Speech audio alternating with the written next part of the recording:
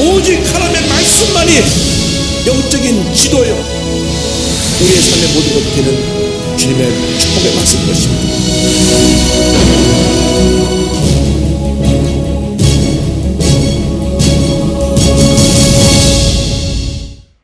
오늘은 로마서 3장 1절로 18절 말씀을 본문으로 해서 의로우신 하나님과 인간의 불신앙, 이것은 제목으로 말씀 공부를 하겠습니다. 제목을 한번 따르시기 바랍니다. 의로우신 하나님과 인간의 불신앙. 네. 로마서 전체의 요절은 로마서 1장 17절입니다. 오직 의인은 믿음으로 말미암아 살리라. 그런데 로마서 전체를 자세히 우리 들여다보면 처음부터 끝까지 사도 바울이 지적하는 것이 하나가 있는데, 그것이 바로 인간의 죄입니다. 죄. 뿌리 깊은 인간의 죄. 의로우신 하나님의 은혜와 우리 인간의 죄에 대해서 로마서는 낱낱이 기록하고 있습니다. 오늘 은혜 아니면 살 수 없다는 찬양을 불렀는데, 그렇습니다. 우리 은혜 아니면 살 수가 없어요. 왜? 죄덩어리니까. 예수를 믿고 나서도 육신을 입고 있는 동안에는 죄에서 자유로울 수가 없습니다. 예배 드릴 때만은 정말로 우리가 주님 앞에 마음의 문을 열고 감사하는 마음으로 찬양하고 말씀 듣고 기도하고 성령의 은혜로 충만하게 되는데, 딱 예배가 끝나고 나가면서부터 죄의 유혹이 우리들의 마음을 파고 들어옵니다. 중요한 것은 죄성이라는 것은 늘 우리 속에 자리 잡고 있어서 우리에게 틈만 생기면 죄성이 역사한다는 것입니다. 그래서 이러한 죄 문제를 다루고 있는데, 유대인들이 하나님의 백성이다 하면서도 죄에서는 자유롭지 못했어요. 유대인의 특권에 대한 질문이 나옵니다. 유대인들이 특권의식이 있었어요. 특권의식. 얼마 전 미국에서 18살 난 백인 청년이 흑인들이 많은 동네에 가서 마켓에서 좀 막 쏴갖고 10명이 죽었단 말이죠. 백인 우월주의. 우린 너희보다 모든 것이 뛰어나고, 너희들은 원래 우리의 노예로 있던 신분의 사람들이니까 너희들이 이 풍요로운 미국에서 잘 살면 안 된다. 그래서 백인 우월주의의 잘못된 생각이 흑인에 대한 편견을 낳았고 총을 막 쏴서 죽인 것입니다. 유대인들이 그랬습니다. 유대인들이, 우리들이 하나님의 백성들인데 저 이방 사람들이, 짐승마도 못한 자들이 감히 우리랑 같이 앉아서 밥을 먹을 수가 있나? 밥도 같이 안 먹고 어울리지도 않고, 우리는 거룩한 하나님의 백성이고 저 사람은 죄인이다 하는 그런 유대인 우월주의가 있었어요. 그들이 자랑하고 있는 이유 중 하나가 그들이 갖고 있었던 자존심. 하나님이 우리를 택하셨다. 그리고 하나님이 우리에게 율법을 주셨다. 유대인의 나은 점 3장 1절 2절 다 같이 보겠습니다. 그런즉 유대인의 나음이 무엇이며 할례의 유익이 무엇이냐? 범사에 많으니 우선은 그들이 하나님의 말씀을 맡았음이니라. 우리는 할례 받은 유대인들이다. 하나님이 특별히 하나님의 백성으로 우리 몸에다가 표시를 해놓으셨다. 우리는 너희들과는 아예 급이 다르다. 유대는 우월주의. 그래서 자기들이 자랑할 것이 많았는데, 왜? 하나님의 특별히 택함 받은 백성이니까 자랑할 것이 많은데, 그 중에 가장 큰 자랑거리는 우리에게 하나님이 직접 율법을 주셨다. 출애굽기 24장 12절에 이같이 말씀이 나옵니다. 야훼께서 모세에게 이르시되 너는 산에 올라 내게로 와서 거기 있으라. 내가 그들을 가르치도록 내가 율법과 계명을 친히 기록한 돌판을 내게 주리라. 30장 18절에 야훼께서 시내산 위에서 모세에게 이르시기를 마친 때에 증거판 들을 모세에게 주시니 이는 돌판이요 하나님이 친히 쓰신 것이라 말씀했습니다. 그래서 우리를 애굽에서 구출해내서 가나안까지 인도한 모세에게 직접 율법을 주었고, 우리는 그 율법을 받은 백성으로서 율법을 지키며 살아가는 위대한 하나님 백성이다. 하나님이 이렇게 직접 우리랑 언약을 맺으셨다. 출애굽기 3장 10절에 같은 말씀이 나옵니다. 이는 나와 이스라엘 자손 사이의 영원한 표징이며 나 여호와가 여세 동안에 천지를 창조하고 일곱 날에 일을 마치고 쉬었습니다 하라. 율법에 있는 내용들을 말씀하기를 나와 이스라엘 백성과 약속한 언약이다. 그런데 모세가 세상을 떠나기 전에 그 언약이 그때에 있던 그 이스라엘 백성에게 주신 것이 아니라 지금 살아있는 우리에게도 주신 것이다. 신명기 5장 2절 3절입니다. 우리 하나님 여호와께서 호렙산에서 우리의 언약을 세우셨나니 이 언약은 여호와께서 우리 조상들과 세우신 것이 아니요 오늘 여기 살아있는 우리 곧 우리와 세우신 것이라. 다시 말하면 이 하나님의 축복의 말씀은 시내산에서 모세가 율법을 받았을 때 그때 그 이스라엘 조상들에게 주셨을 뿐 아니라 모세가 죽기 전에 40년이 지나고 난 후에 그 사람들에게도 주신 하나님의 약속의 말씀이기도 하고 지금 오늘 우리에게 주신 말씀이기도 합니다. 할렐루야. 하나님의 말씀은 어제나 오늘 영원토록 동일하십니다. 그런데 우리가 이렇게 율법을 받은 자다. 그래서 그에 대한 여러 가지 의문에 대한 답변하는 내용이 나옵니다. 3절을 다 같이 보겠습니다. 어떤 자들이 믿지 아니하였으면 어찌하리요 그 믿지 아니함이 하나님의 부심을 패하겠느냐. 이 우리 개역 개정판이 그냥 읽으면 굉장히 내용을 이해하기 어렵습니다. 요즘 새 번역을 다시 번역하기 시작해서 새 번역 성경이 번역된 것이 또 새 번역을 번역해가지고 신약 성경하고 시편이 완성되었고 내년 말이면은 신구약이 다 번역돼서 나옵니다. 그래서 내년 말에 그 책이 나오면 꼭 새 번역 성경을 갖다 놓고 양쪽에 성경을 펴놓고 이해가 되지 않는 분을 이해하시기를 바랍니다. 지금 이 말 자체로는 무슨 말씀인지 이해가 도무지 언더스탠드예요. 이게 무슨 말인지 몰라요. 어떤 자들이 믿지 아니하였으면 어찌하리요 그 믿지 않으면 하나님의 미쁘심을 패하겠느냐. 어떤 자들이라는 것은 유대인들이 율법을 받은 특권을 가진 자들이 그 하나님의 말씀을 율법을 믿지 않았으면 아는 일이 생겼는데 그 어떻게 하겠느냐.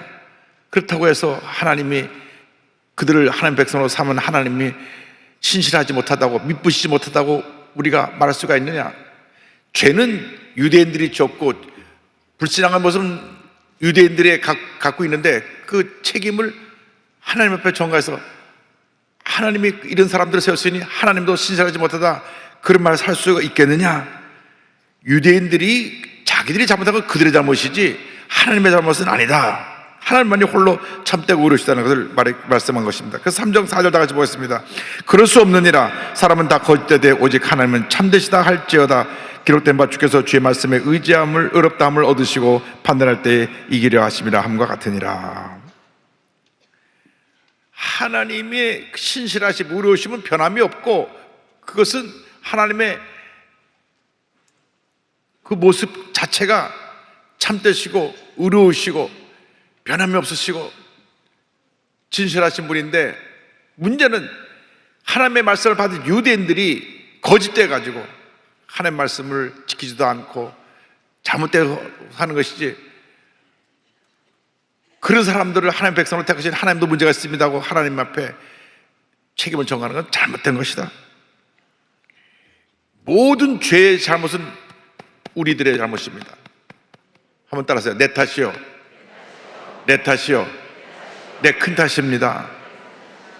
절대로 우리가 돌을 들어서 남에게 던질 수 없는 것은 내 자신이 그 사람과 비교해 볼 때 더 나은 점이 없기 때문에 그렇습니다.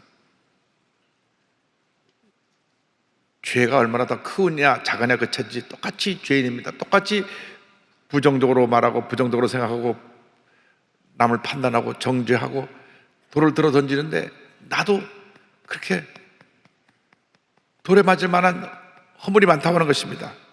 그래서 시편 50편 4절에 사도 바울이 이 시편의 내용을 인용했는데 다윗이 고백이 나옵니다. 내가 주께만 범죄하여 주의 목전에 악을 행하여 싸우니 주께서 말씀하실 때 의로우시다 하고 주께서 심판하실 때 순전하시다 하리이다.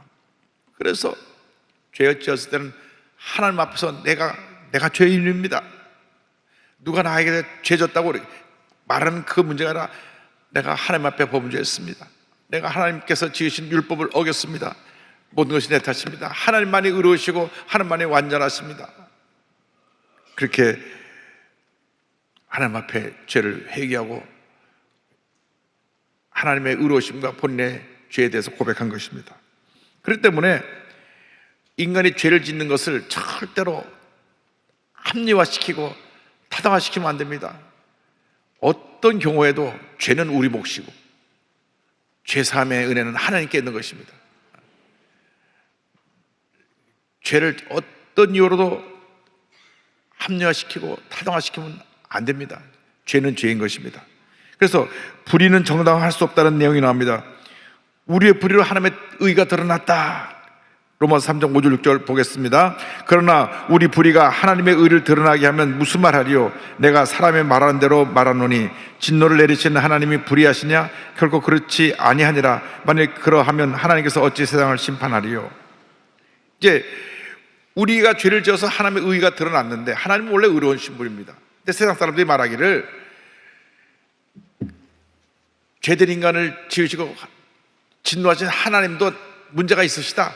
세상 사람들이 말하는 거예요. 사람들이 말하는 대로 내가 말하는데 사람들이 그렇게 말한다. 너 예수 믿는 사람들이 죄 짓는 거 보니까 너희가 믿는 하나님도 문제가 많으신 하나님이시다.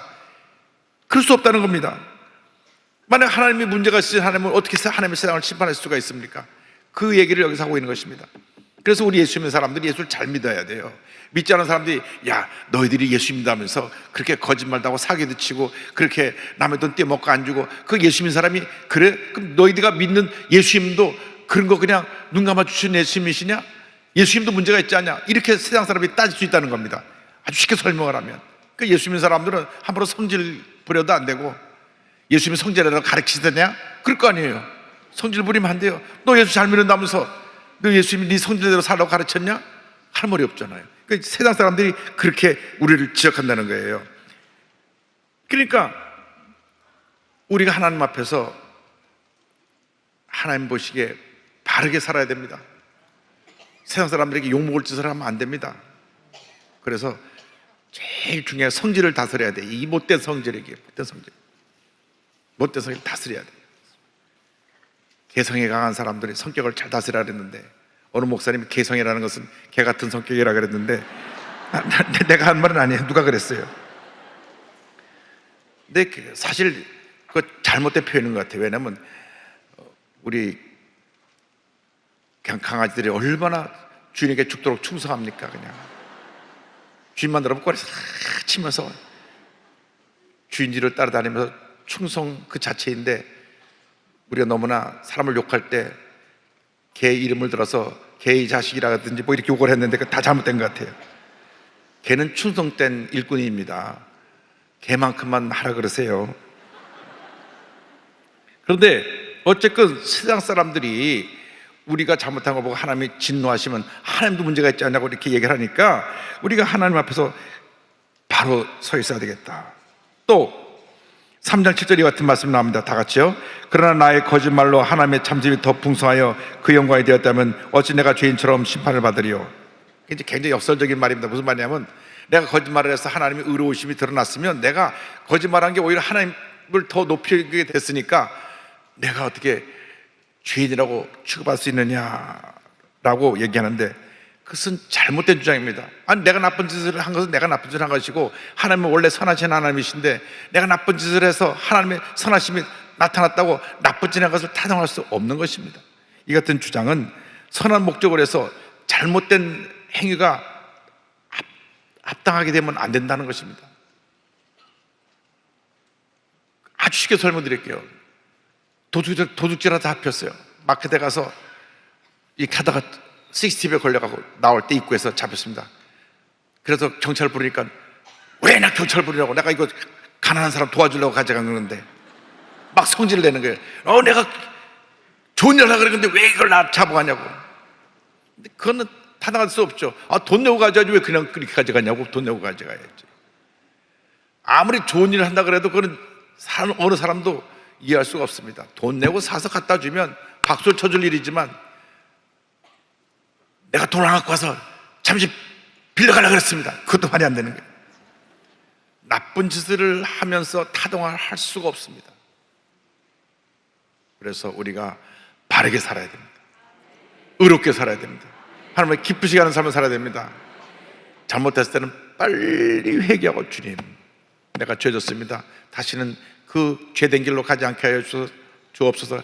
가슴을 치고 통회하고 자복하며 돌아와야지 자꾸 자기가 죄진 걸 타동화시키면 안 됩니다. 8절 다 같이 보겠습니다. 또는 그러면 선을 이루기 위하여 악을 행하자 하지 않겠느냐. 어떤 이들이 이렇게 비방하여 우리가 이런 말을 한다고 하니 그들은 정죄받는 것이 마땅하니라. 그러니까 우리가 착한 일 하려고 나쁜 일도 할 수 있다, 이게 안 된다는 겁니다. 또 사람들이 너희들이 그런다며 그렇게 우리를 욕한다면 그들도 심판을 받아야 될 것이다. 여러분, 우리가 바르게 일을 해야 됩니다. 바른 일을 해야 됩니다. 몸에 해로운 것은 하지 말아야 되잖아요. 그런데 요즘 우리 한국 사회에 마약이 독버섯처럼 퍼지고 있습니다. 술에 타먹는 마약들이 많이 온 나이트클럽 가면 그저 독버섯처럼 퍼졌다고 하는 얘기를 들었습니다. 그런데 그것다가 저 사람이 너무 가난해갖고 내가 마약을 좀 사줬는데 왜 그래? 저 사람도 먹고 살아야 될 거 아니야? 그건 아니에요. 마약을 팔면서 먹고 사는 애는 차라리 굶어 죽는 게 낫습니다. 왜? 내 죄 지은 것으로 인해서 얼마나 많은 사람들의 삶이 파괴가 되는데, 도박장을 열어놓고 나서 도박을 하게 해서 그래 도박장도 먹고 살아야지, 천만의 말씀입니다. 그 도박장 때문에 얼마나 많은 집 폐가 망신당하고 얼마나 많은 사람들이 절망적인 환경에서 살고 있는데, 아닌 것은 아닌 것입니다. 우리 예수 믿는 사람들이 죄하는 단절해야 됩니다.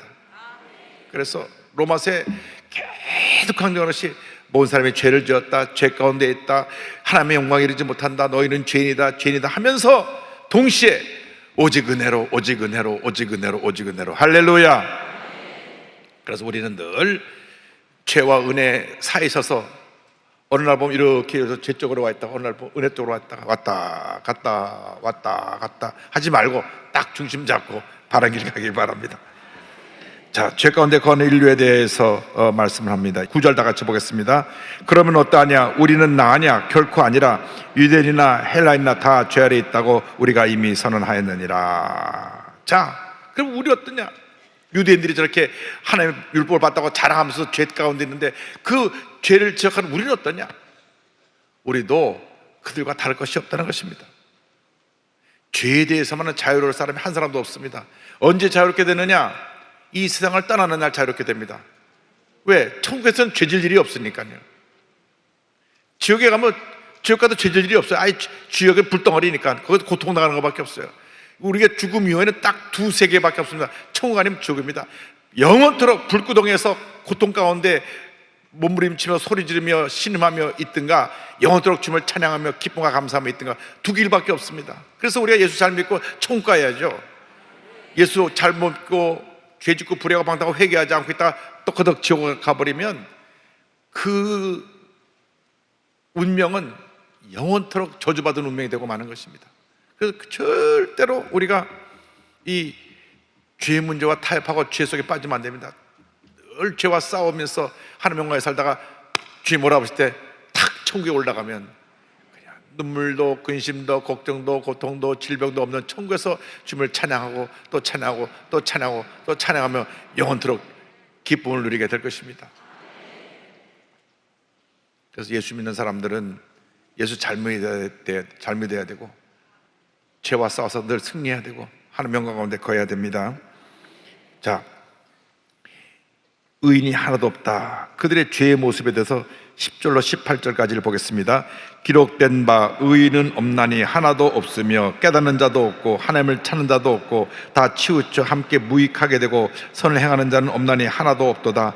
그들의 목구멍은 열린 무덤이요 그 혀로는 속임을 일삼으며 그 입술에는 독사의 독이 있고 그 입에는 저주와 악독이 가득하고 그 발은 피 흘리는데 빠른지라.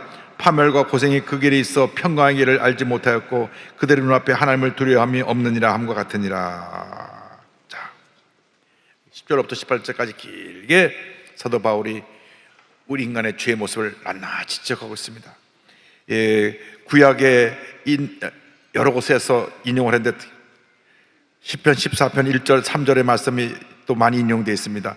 어리석은 자는 그의 마음에 이르기를 하나님이 없다 하는도다. 그들은 부패하고 그 행실이 가증하니 선을 행하는 자가 없도다. 여호와께서 하늘에서 인생을 굽어 살피사 지각이 있어 하나님을 찾는 자가 있는가 보려 하신즉 다 치우쳐 함께 더러운 자가 되고 선을 행하는 자가 없으니 하나도 없도다.